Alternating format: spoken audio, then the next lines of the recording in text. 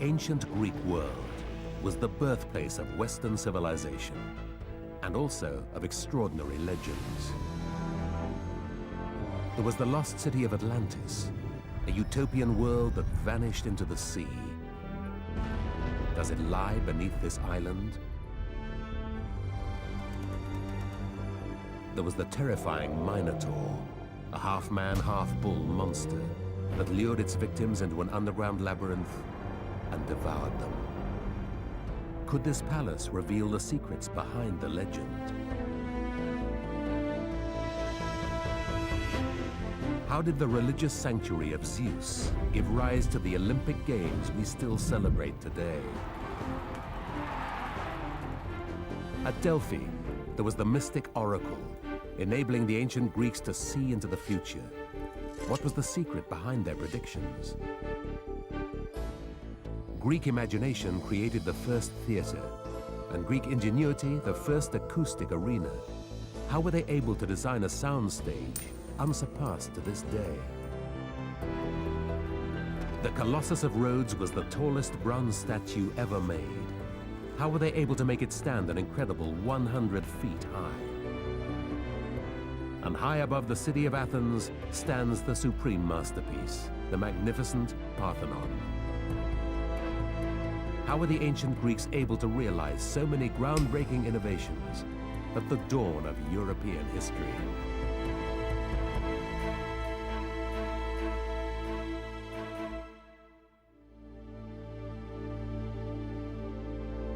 The land we know today as Greece, lying in the eastern Mediterranean, was once a very different world. In antiquity, Greece was made up from a collection of warring city-states that became an empire.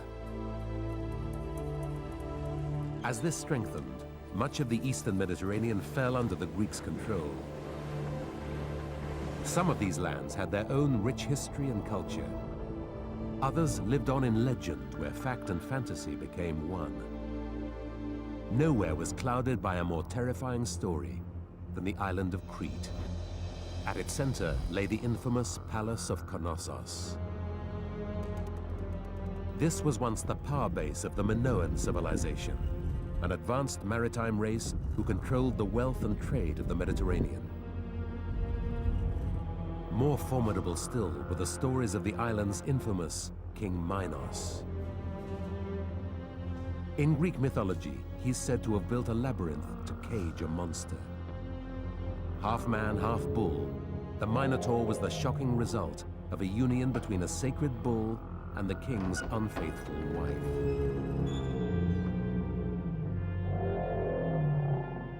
Legend recalls that the Minotaur thirsted for human blood. As ruler of the seas, King Minos is said to have forced the Greeks to send 7 young men and women to be sacrificed. And according to the legend, they were taken down into the labyrinth to be eaten alive.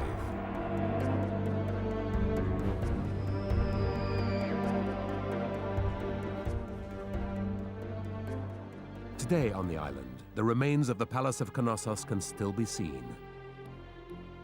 Could this building once have housed the most terrible creations from the ancient Greeks' mythical past? Or did the structure of the palace inspire the story of the Minotaur? Built some 2,000 years before the Greek world flourished, the palace contained hundreds of luxurious rooms. But did horror lurk deep beneath the splendor? In 1900, an English archaeologist decided to find out. Sir Arthur Evans began to excavate what he believed could be the legendary palace. Evans soon discovered a stone seat. Could this be a throne, or perhaps proof that the king really existed? Evans sent a telegram to the King of Greece, inviting him to sit on what he believed was the oldest throne in Europe. As Evans dug, a magnificent palace began to emerge. Covering an area of 20,000 square yards, it revealed astonishing technical feats of the Bronze Age people Evans called the Minoans. From little more than foundations, Evans was able to reconstruct a part of the palace to create a glimpse of a lost culture. One could say that the Minoans were truly remarkable in the building technologies. They invented certain techniques and methods that were a breakthrough at that time. One innovation was a series of terraces dug into the hillside to create the palace's east wing, which stood 4 stories high. Another was the grand staircase running up inside the palace. It was supported by cedar wood pillars. It's a masterpiece in many ways, because it's no easy thing to build a staircase going down 2 flights on a wooden frame. The diameter of each column defines its maximum load.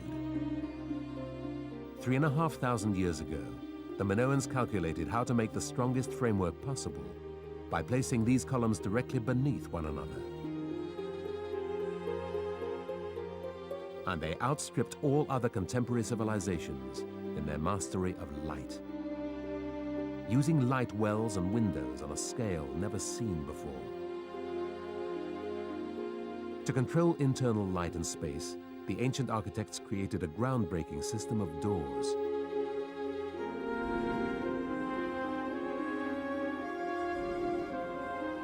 The palace boasted an elaborate underfloor drainage system. This not only dealt with Crete's rainfall, it also carried away waste from one of the world's earliest toilets. This is the famous toilet of the Minoan palace. Outside these doors, you see this large slab, and we have here a hole. So somebody, let's say a servant, was outside flushing water as the toilet was being used. Leading to the palace were the very first cobbled roads in Europe, built over 1,000 years before the Romans. There were even sidewalks for pedestrians. It became clear that Knossos lay at the heart of a highly sophisticated civilization. So why did Sir Arthur Evans link it with the myth of the Minotaur in its labyrinth? He found a number of clues, including strange engravings in the shape of a double-headed axe. What was their secret meaning? We have no idea what these were for, because some were meant to be seen, others were not meant to be seen. Some were covered with plaster, others are on the undersides of stones. But what does seem clear is that they had some kind of magical component. An ancient word for this axe is labyrinth. Evans believed this palace could be the very origin of the word labyrinth. Another clue linking the palace to the myth is the layout itself. 1,500 interconnecting rooms, many below ground. A bewildering maze that would drive outsiders to panic. Rather than being the actual site of Minos' mythical labyrinth, built to imprison the Minotaur, could the maze-like palace in fact have given rise to the story? A possibility backed up by evidence that the bull, an ancient symbol of power, played a key role in Minoan life. Experts now think the Minotaur myth evolved when the powerful Cretans controlled the seas, demanding tributes from lesser states, such as Athens. According to legend, the Athenian hero Theseus volunteered to confront the monster. Armed with just a sword and string to mark his path through the labyrinth, Theseus the Athenian confronted the Minotaur, slaying the beast.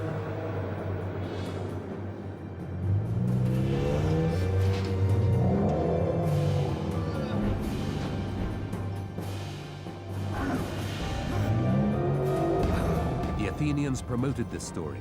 It made them look victorious.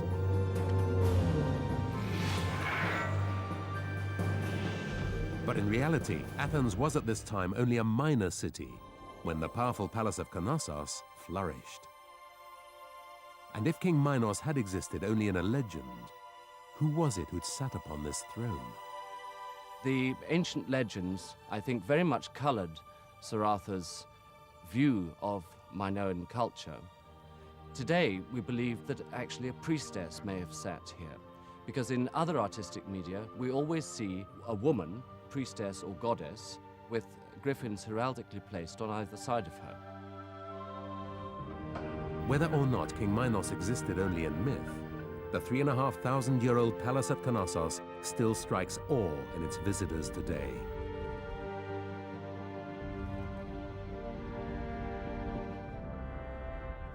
There is no doubt that this great palace could inspire storytellers, or that its architecture would inspire the Minoans' successors, the ancient Greeks.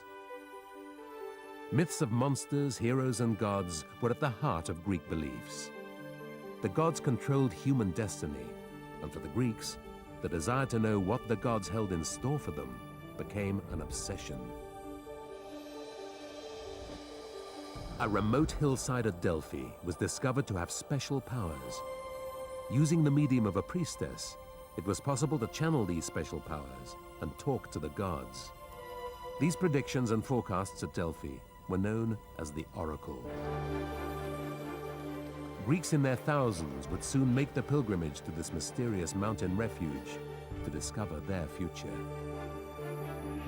Predicting the future became big business. The Oracle created a huge source of revenue, and this remote hillside at Delphi became so important that Greek city-states had embassies and treasuries built here. You had the wealth of the Swiss banks and the authority of the Vatican all in one place, because Delphi was glittering with treasure. Treasure laid up for the gods, but really for the glory of man. Delphi was believed to be the center of the Greek world. It became an enormous architectural site. The Roman writer Pliny observed 3,000 monuments there. The most important was the great temple of Apollo.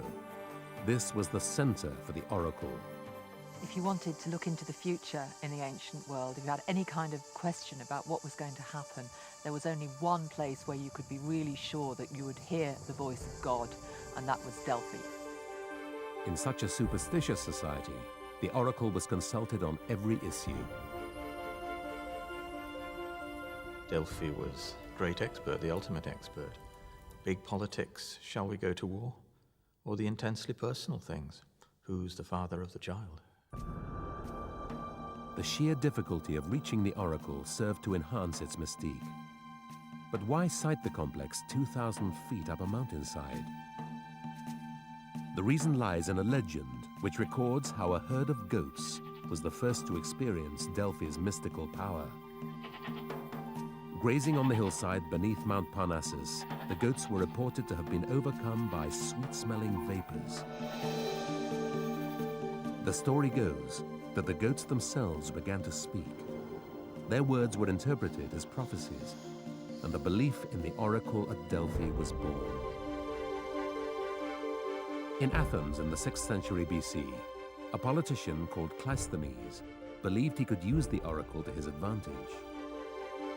He needed to raise his political status, so he decided to build a temple at Delphi where the magical vapors appeared. He dedicated it to Apollo, the god who could predict the future. Building it was no easy feat. The site was 2,000 feet up and the ground steep. So the first task was to build a retaining wall of stone for a massive terrace 70 feet wide and 190 feet long. The columns were made from local limestone. To look good in the eyes of Apollo, Cleisthenes paid for a splendid facade to be built from imported marble. He believed the expense was worth it. He was anxious to win the Oracle onto his side, to help him win political support back in Athens. His gamble paid off. Legend recalls that Cleisthenes was blessed with good fortune, and his career was greatly advanced.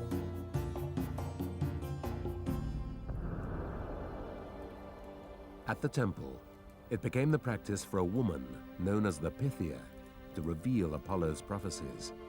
The male priests had their own reasons for this, for if a man was to have this power, he would become more powerful than the priests themselves. But women had no power at all, and the priests at the temple could control a lucrative industry. Priests of Apollo were busy behind the scenes, a woman was chosen to speak, because she could be manipulated at times of men's choosing. Like theatre, the priests worked hard to stage manage the event. It was important that the clients felt that they'd been given an accurate prediction. They kept the priestess behind a curtain to make it more mysterious. It was all quite theatrical, and you had a collective sense that this moment of great excitement, of revelation, was about to happen. There have been many attempts to explain how the Pythia entered her trance-like state, from poisonous honey cakes to narcotic substances. But could a recent scientific investigation provide the answer? Experts exploring the geology of Delphi found two major fault lines in the hillside, and these lines in the rock meet directly beneath the room where the Pythia sat in the Temple of Apollo. Knowing toxic gases can emanate from fault lines, the scientists tested a stream that still flows near the temple. They found evidence in the water of ethylene, a sweet-smelling gas that can cause a trance-like state and even delirium.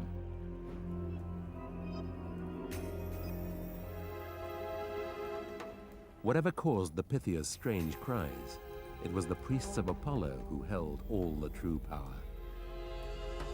They didn't tell you exactly what was going to happen. They gave you certain information that you could interpret yourself in pretty much whatever way you liked.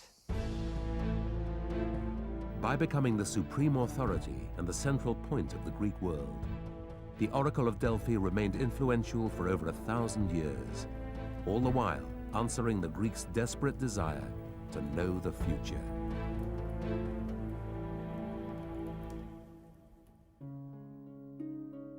To honor their gods, the ancient Greeks created wonders that forced them to make extraordinary technological discoveries.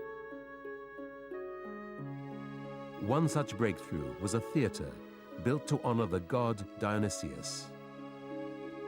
It was the greatest theater in the Western world, with the most advanced acoustic design.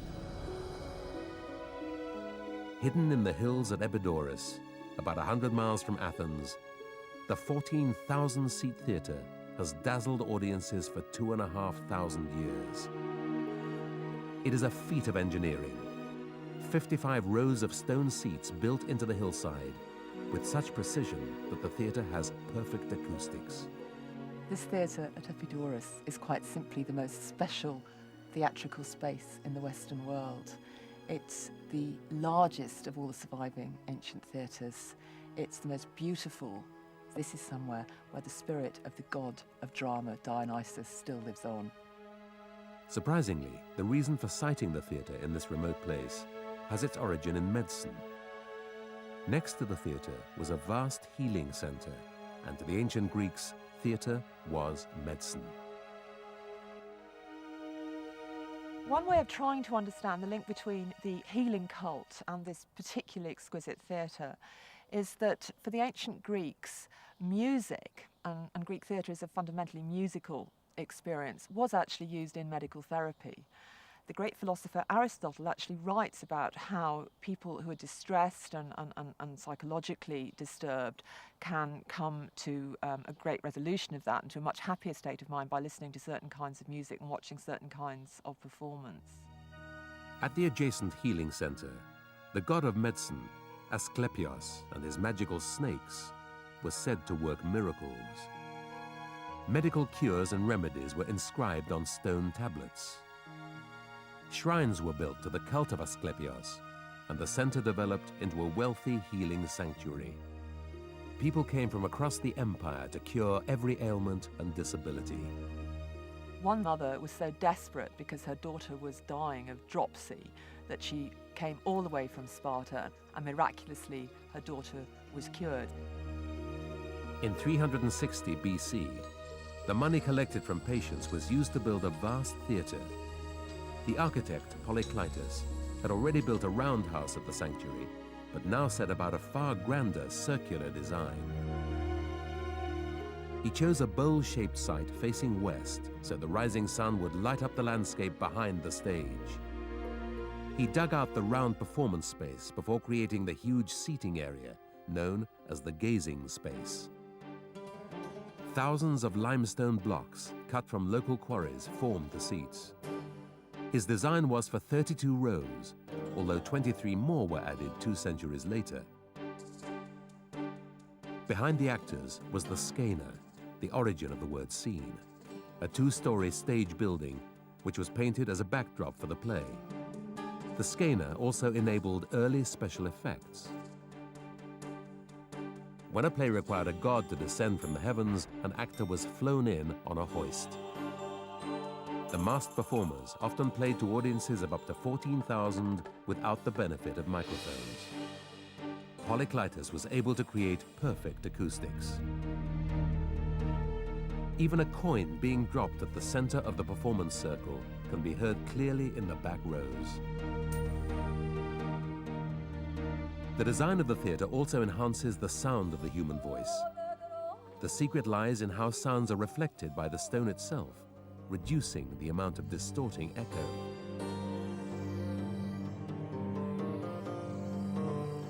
A sound is produced by somebody's mouth. It will hit a wall, that's a reflection.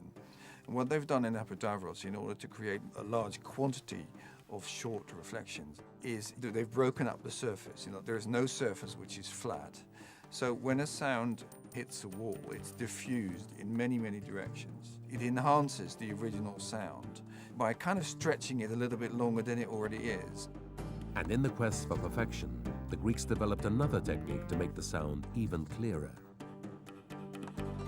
When somebody speaks in a theatre, you can hear resonances, and if you have an ear for it, you know which resonances are going to get in the way of the dialogue. So if you were to find something that can take those resonances out, then you're laughing. And that's exactly what they tried to do. They used a resonator, which they would tune to the frequencies that they wanted to take out and to the reflections they wanted to take out. And they would embed them in the wall. 2,500 years later, the theatre is still entrancing audiences. The place that has inspired for millennia remains one of the world's finest theatres.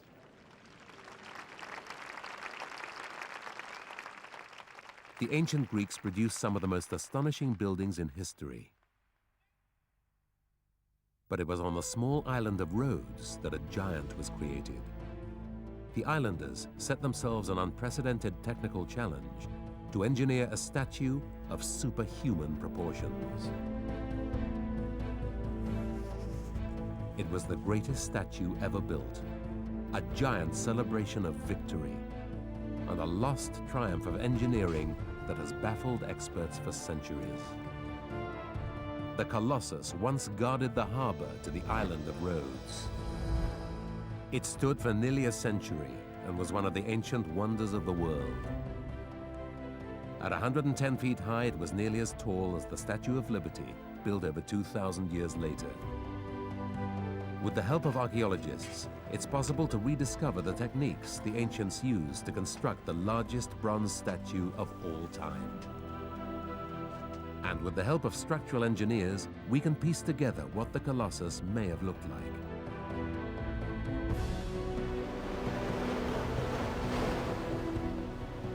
The story of the Colossus began in 305 BC, when a powerful enemy fleet began a year-long siege of the small island of Rhodes. The attackers far outnumbered the small island's population, but against all odds, the islanders defeated them. To celebrate their surprising victory, the Rhodians decided to build a giant bronze statue of their sun god, Helios. A local sculptor, Hares of Lindos, was given the challenge of building a statue nearly twice as tall as any ever built. Construction took 12 long years of hard labor and 200 tons of bronze. To begin, the architect, Hares, had to work out where best to build the statue. Well, as an engineer, the key considerations the sculptor would need to think about in finding a location for the Colossus would be, firstly, the visibility. It would have to be in a prominent position overlooking the harbour. Secondly, it would need a really strong rock foundation to be built upon. Early representations of the Colossus show the statue astride the harbour. This convention continues today. as in this recent commercial for a communications company. But would it have been possible for the statue to have stood like this? Well, the old harbour here at Rhodes is in a natural bay, but still the mouth of the harbour is very large compared to the height of the Colossus. This tower on the right of the harbour mouth is about the height that the Colossus was, and you can see how ridiculous it would be that it could stand astride the harbour mouth with its legs at an impossible angle, very difficult to support. Recent archaeological finds have now convinced experts that the Colossus stood on the hill overlooking the bay, where a medieval castle now stands. Further evidence of a sanctuary to the sun god Helios near the castle suggests that this was where the Colossus had once stood. There was no precedent for a statue of this size, so at every stage of construction, Harrhades was taking a step further into the unknown. He decided to build a wooden frame over which he would hang beaten bronze panels. Starting at the feet and working upwards, the Colossus was supported by a mound of earth as it grew to over 100 feet high. The island of Rhodes was renowned for its bronze work, which was a major export. But because the Colossus was so large, the entire casting pit could only make one small section at a time. We have evidence from around the time that the Colossus was built that the Rhodians were experts in bronze work.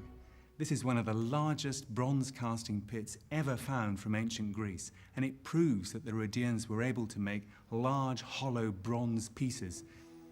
It works a bit like a kiln. They would fashion a large block of clay, and then by placing wax around the outside in a thin layer and more clay outside that, they could create the shape that they wanted to cast.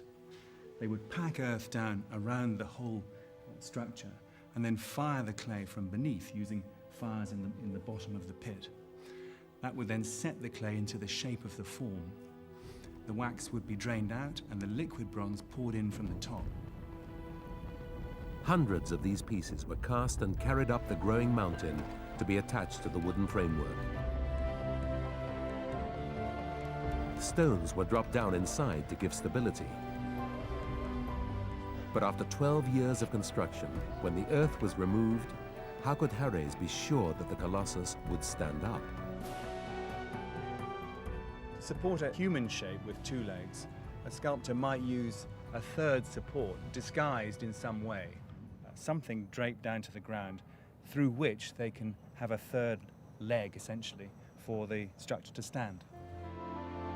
Whatever technique he used, Harrhades' masterpiece withstood the elements for nearly 60 years. But in 224 BC, there occurred one natural force the Colossus could not survive.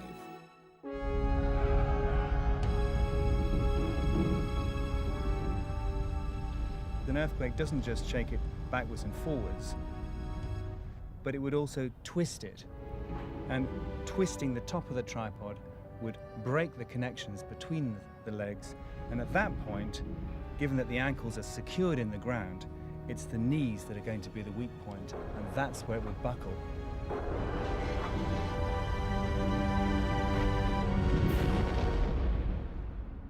The people of Rhodes consulted an oracle, which warned that to rebuild the Colossus would bring them misfortune. So the giant statue lay in pieces for over 1,000 years, until finally the bronze was sold for scrap. Although it fell, this ancient world wonder has lived on as an inspiration to sculptors down through the ages, most famously in Auguste Bartholdi's design for the Statue of Liberty, built in the late 1800s. The Greeks had long excelled at creating incredible statuary.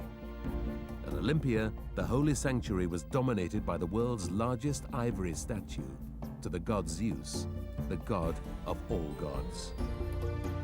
But long before this statue was made, another brand of superhero was also making Olympia famous, the Olympic champion. And Olympia would become the most enduring sports arena, not just across the Greek Empire, but for centuries afterwards across the world. Olympia was the only place in the Greek world where both gods and men were worshipped. In July every 4th year, from all corners of the Greek world, thousands made their way to Olympia to compete in and to watch the greatest spectacle on earth. Visiting Olympia was like a combination of going to the most wonderful art gallery, the most wonderful museum, the Super Bowl, and the 4th of July all in one. The Olympic Games began as early as the 8th century BC with a 200-yard sprint. Held to mark a truce between two warring cities, it launched over 1,000 years of games. The Olympic Games happened in August, and for a month beforehand, it was illegal for any Greek to fight. And anyone who did warlike things during that 1 month would become accursed in the eyes of Zeus. Every 4 years, warring states laid down their arms in the name of peaceful competition. As the games grew in importance, the sanctuary of Zeus was transformed into the world's first sporting city, with training centers, baths, guest houses, and a stadium which could hold 40,000 spectators. Beneath this arch would run the finest athletes from across the Greek world. The games would decide on just one victor, whose reward was honor in the name of the god Zeus. The earliest race was 200 meters long.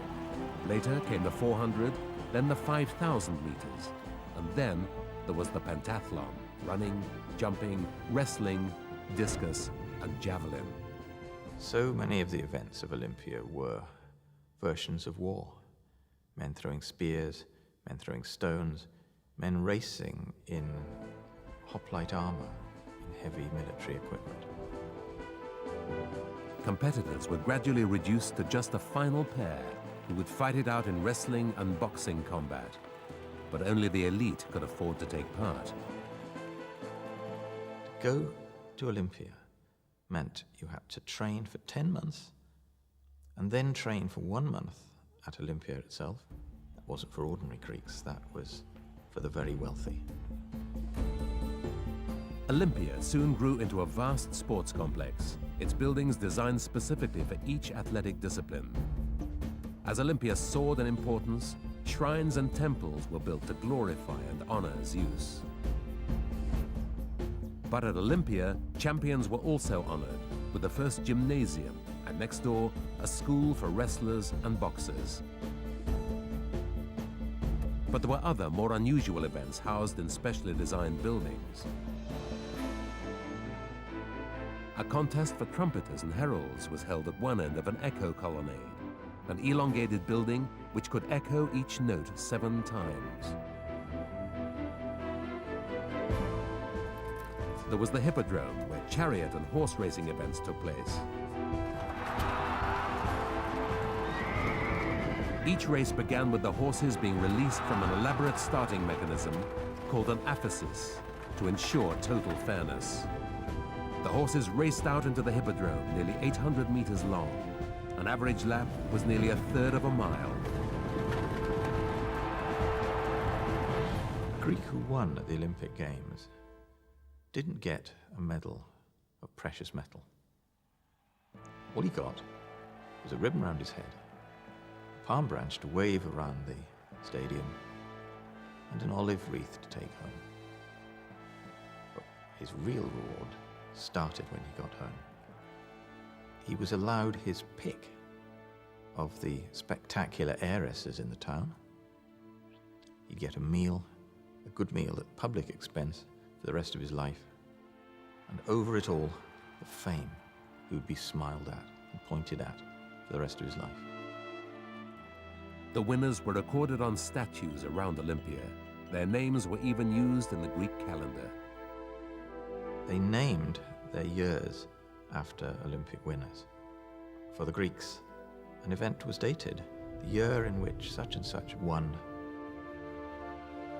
The games continued for 1,200 years, until the Christian emperor Theodosius, in 394 AD, abolished them as a pagan event. Now the Olympic flame has been rekindled, and every 4 years, a torch is carried from Olympia to the modern site of the greatest show on Earth.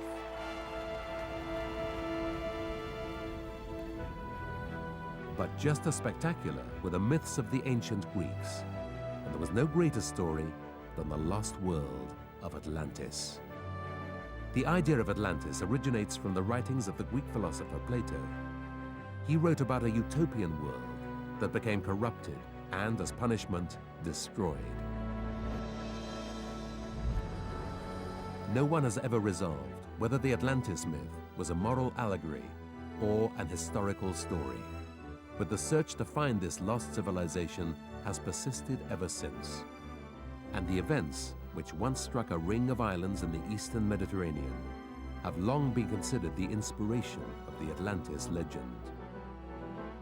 3,500 years ago, an island volcano in the Aegean Sea erupted.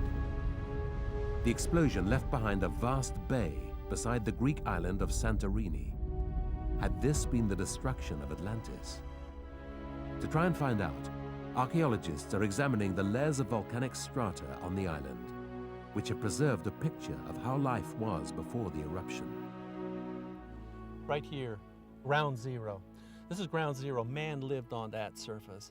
Man walked that surface. Man built a city on that surface. Here is a residue of man, what appears to be a broken field wall by man on that surface. And then came the pumice, down rained pumice, piece by piece, particle by particle, burying that landscape, knocking a tree down. That's the remnant of a tree. It's now a hole because the wood is rotted away. And then the eruption continued with tens of feet of more pumice and ash. A tantalizing glimpse. But who were these people of Santorini? And are they a key to discovering the Atlantean race Plato described? He wrote of a great island power. At its center, a massive city built on concentric circles of land and water. And at its heart, a citadel full of spectacular treasures. Was Plato's circular city inspired by the round volcano which had erupted beside Santorini? The link between Atlantis and the island of Santorini hit the headlines in 1966 when a Greek archaeologist working on the southern side of the island uncovered some of the most beautiful works of art ever to be found at an ancient site. What was found was an unbelievably well-preserved town. This was due to the fact that that specific settlement was buried under the ash of the volcano. This layer of ash is somewhere near 8 or 10 meters, so it's quite a thick deposit, which means that 2- and 3-story buildings were actually preserved within this layer. But the most revealing discovery was of a wall painting. It represented a map of Santorini, and in the middle, it featured the volcano island before it erupted. It shows a profile of the island, 1, 2, 3 peaks. Those 3 peaks we see today. Going down farther, we see a waterway that surrounds a central island, a fairly large island, and on that island, a city. The impression one gets from this painting is a society that was able to have a large city on a small island, that they had a culture that would allow more than subsistence living. It allowed a large city to develop here and be supported by trade, exports and imports. Plato had talked of an island civilization, and if the wall painting is to be believed, then perhaps it was that civilization that had once prospered here in the bay. Where we're sailing right here, we'd be bumping ashore 3,600 years ago against an island. And then if we believe that wall painting, we wouldn't just be bumping into an island, we'd be bumping into a little city that was sitting right here. And the wall painting is our closest representation as to how that city might have looked. It's amazingly impressive. They are showing the landscape, the boats, the costumes, the people 3,600 years ago in the late Bronze Age. It's a snapshot of a past life. The painting bears an instant similarity to Plato's description of the circular city of Atlantis.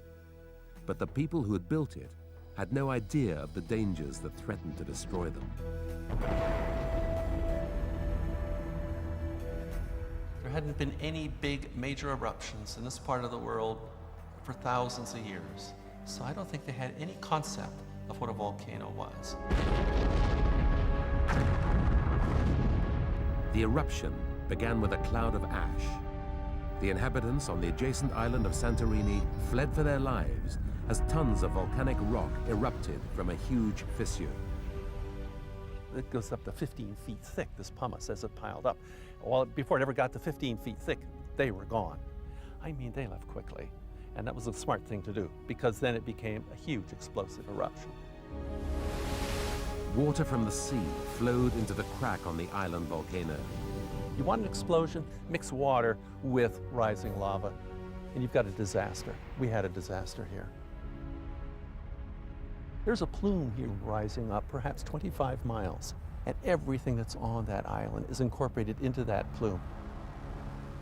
The islanders of Santorini watched the island city vaporize. The volcano then collapsed back on itself, leaving a massive hole over 900 feet deep. That hole is called a caldera. It was filled by the ocean, and this provides this dramatic landscape today. The Atlantis legend lives on as marine archaeologists continue to search for signs of a lost city beneath the sea. And the catastrophic events which struck the island of Santorini have ensured that Plato's puzzle remains indelibly written into history. Such a massive, such an enormous calamity that had to get stuck in human memory. And things are stuck in human memory through mythology. And myths then remember this eruption.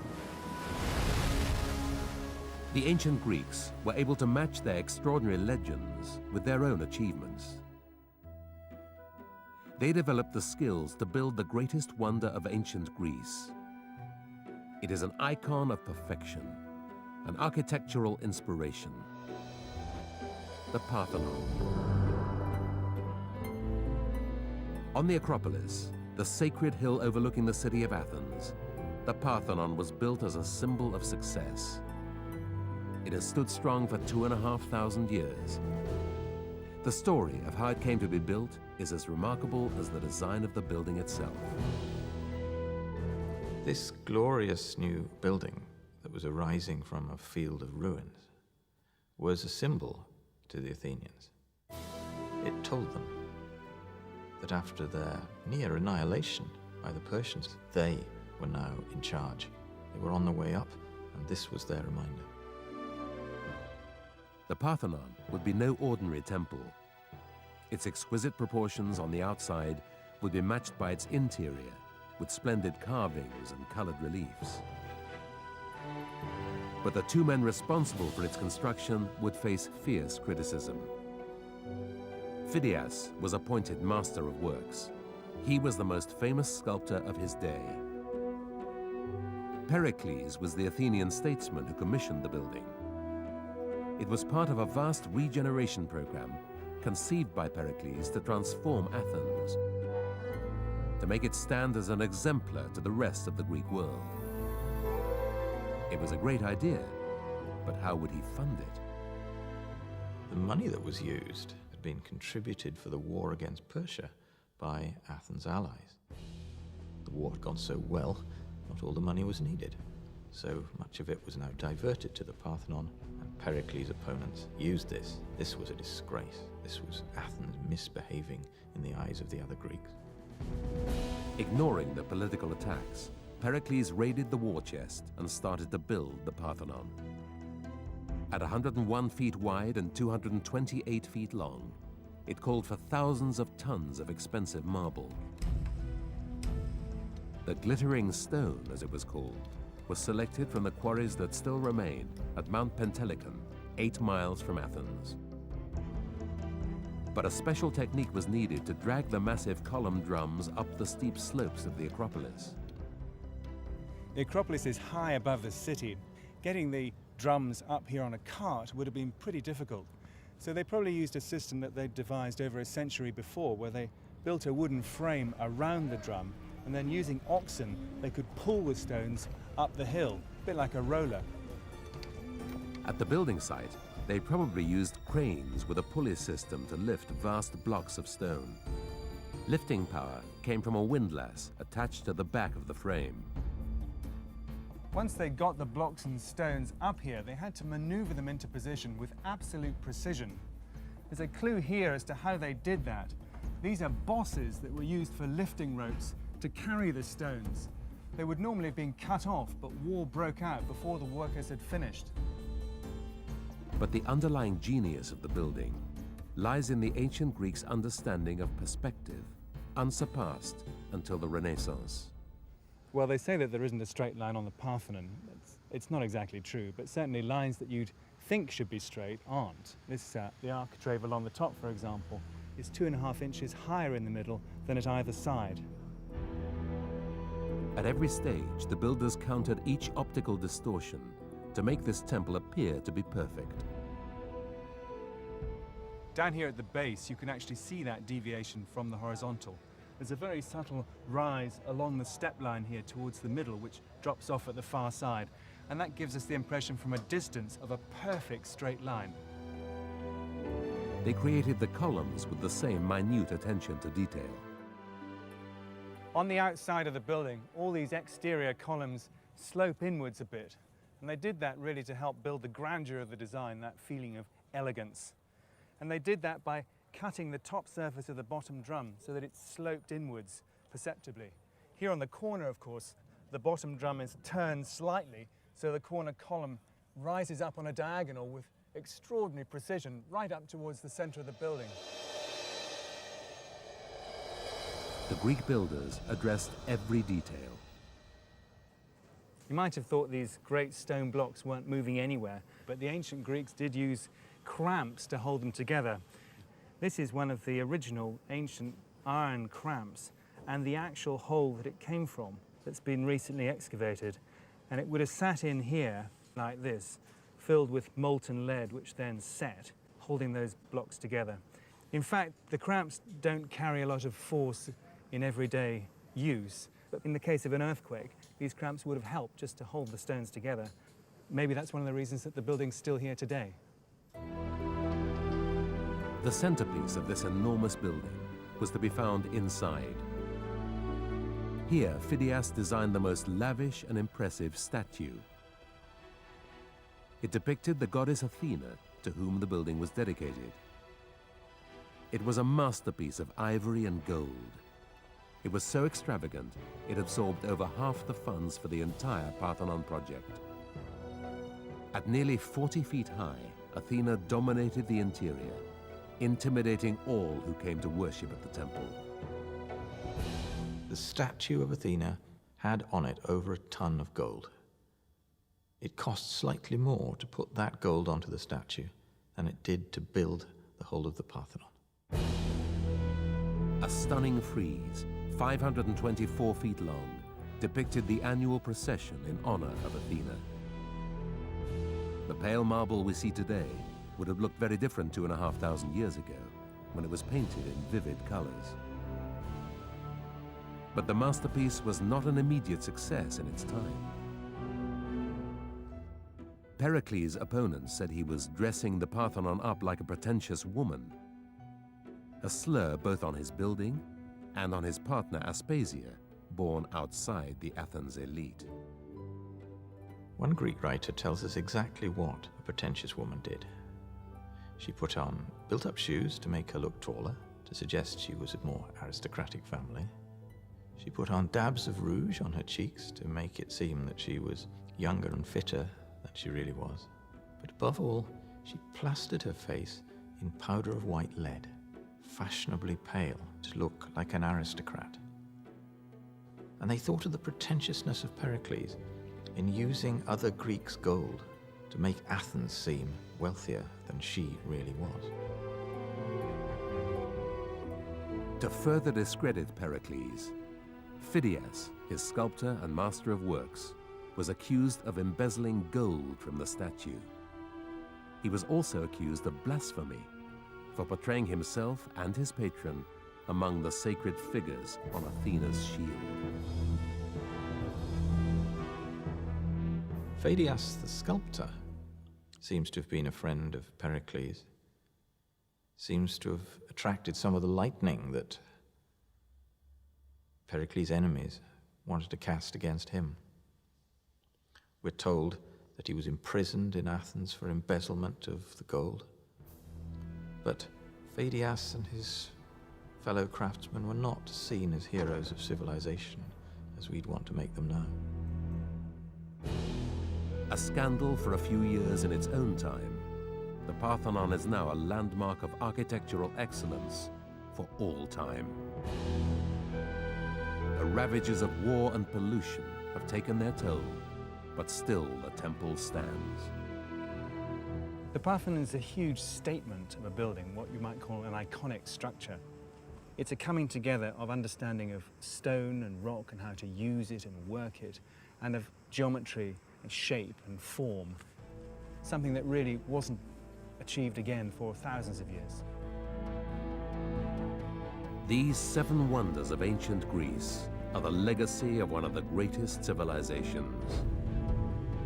They showed mankind the imagination and inventiveness, the courage and conviction to lead architecture into the modern world.